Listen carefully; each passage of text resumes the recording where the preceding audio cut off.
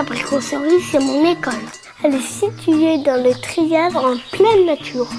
C'est une école associative gérée par les parents, avec une quarantaine d'enfants, 4 éducatrices et une cuisinière. La cuisinière, c'est Maud. Mais qu'est-ce qu'elle a de spécial ici, la cantine Maud? Alors cette cantine, c'est une cantine 100% végétarienne, bio, et quasiment tous les produits sont issus de l'agriculture locale. C'est moi qui compose les menus. Donc pour équilibrer tout ça, j'associe beaucoup les légumineuses avec les céréales. J'utilise beaucoup de fruits et légumes.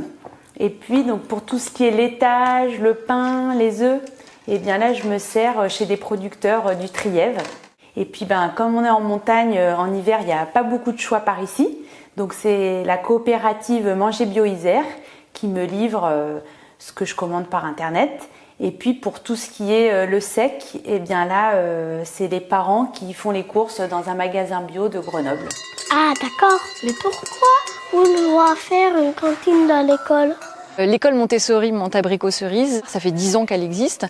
Et il y a 6 ans, on s'est dit il manque quelque chose dans notre projet d'école et il faut qu'on crée une cantine, qu'on crée un poste supplémentaire et qu'on fasse venir quelqu'un qui vienne partager son savoir-faire et qui vienne travailler un peu à l'éducation au goût avec les enfants.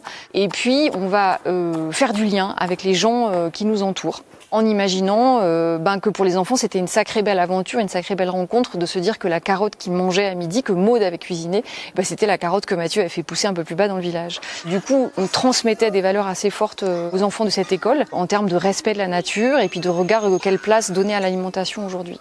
Et puis la particularité de cette cantine, c'est qu'on a voulu une cantine totalement végétarienne, 4 jours par semaine. Ça aussi, c'était nouveau pour certains enfants et que notre école avait ce rôle-là, en tout cas d'éveiller les papilles et d'éduquer les papilles à la découverte, à la différence. Et 6 ans après, on y est arrivé. On peut manger du bio et du local sans se ruiner.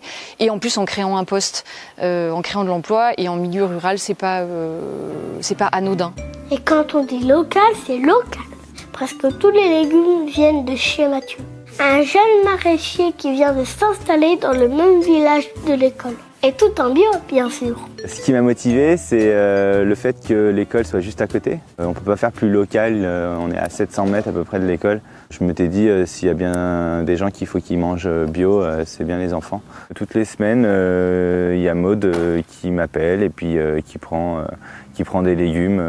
Et après, elle vient le récupérer soit à travers les parents qui viennent lui apporter à l'école, puisque du coup, il y a des parents de Roissard, soit elle passe te chercher en direct.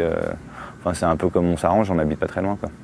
Et en plus, la cantine ici joue un vrai rôle dans la pédagogie Montessori de l'école. La cantine chez nous, elle fait vraiment partie intégrante de notre pédagogie et de notre vie à l'école, parce que ça devient une partie intégrante de la journée des enfants. Maud inscrit le menu et ça devient un exercice d'écriture en fait pour les enfants qui sont très très intéressés par ces stimuli sensoriels et donc ils se demandent sans arrêt mais qu'est-ce qu'on mange, Le moment du repas, c'est un moment d'autonomie comme beaucoup de moments dans la classe. Ensuite, on a tout un process après le repas de compostage, donc les enfants débarrassent leurs assiettes dans un seau adéquat et il y a une petite équipe qui s'occupe de vider le compost à l'arrière de l'école. Donc là aussi, ils découvrent le processus d'alimentation du début jusqu'à la fin, depuis la préparation jusqu'au compostage. Et tu as des projets, Maud, pour la cantine? À terme, ce que j'aimerais bien faire, c'est créer un réseau de professionnels, de personnes qui travaillent comme moi en bio et végétarien. Et puis essayer de monter des formations et de donner envie à d'autres cuisiniers de développer ce type de cuisine.